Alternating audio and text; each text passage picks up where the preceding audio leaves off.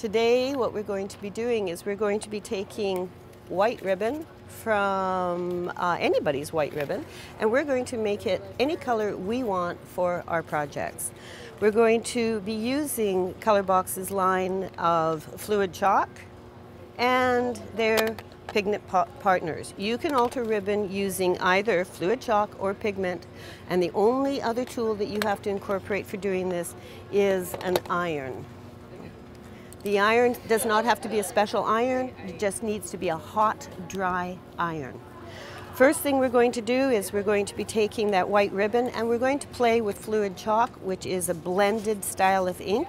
It contains components of dye and of pigment. So when we're changing a ribbon, dyeing a ribbon with that particular stamp pad, an easy way to do it is get their wonderful stylus tool, where you get white foam tips, and I basically refer to this as my paintbrush for stamp pads. I can do techniques with my stamp pads with this particular tool, just like an artist can do wonderful techniques with a paintbrush with their paint. We're going to simply set the ribbon onto the fluid chalk stamp pad, and I simply pounce,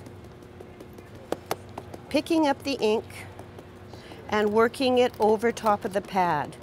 By doing this, it automatically inks the back side as well as the front side, which is kind of fun. Now, when I am using my stamp pads in this manner to stain all kinds of matter of fabric and ribbon and all that fun things, think of your stamp pad as your car. And as soon as my car runs out of gas, what we're going to need is a re-inker. Re-inkers are available from ClearSnap for all of their stamp pads. And when you're re-inking a stamp pad, follow the directions, and I'll just show you, these are pigment re-inkers.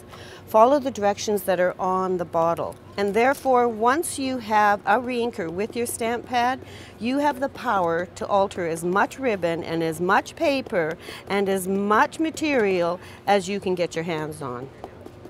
So we've already got this ribbon is already been dyed. You can also, I've gone for a very opaque look. You can also do less work and have that tie-dyed look. There is no right or wrong. We're simply going to move it over to the iron. Take the ribbon, sandwich it in between either some clean newsprint or some paper towel, and take your iron and iron the ribbon. And through the magic of technology, this has already been done. So now I've got this wonderful ribbon. It's already been ironed. It is a glorious shade of blue for whatever project that I want it to. What if I want this ribbon to also have a pattern on it? All I need to do is get myself a wonderful stamp. And I've got one here from Hero. It's got some beautiful new stamps that they have out. And to stamp a pattern onto my project, I like to switch over to the classic pigment ink. With fluid chalk being a blend of pigment and dye, I prefer to have straight pigment ink to stamp the image so that there's no bleeding out. You could add an image on here with fluid chalk. It might bleed out a bit.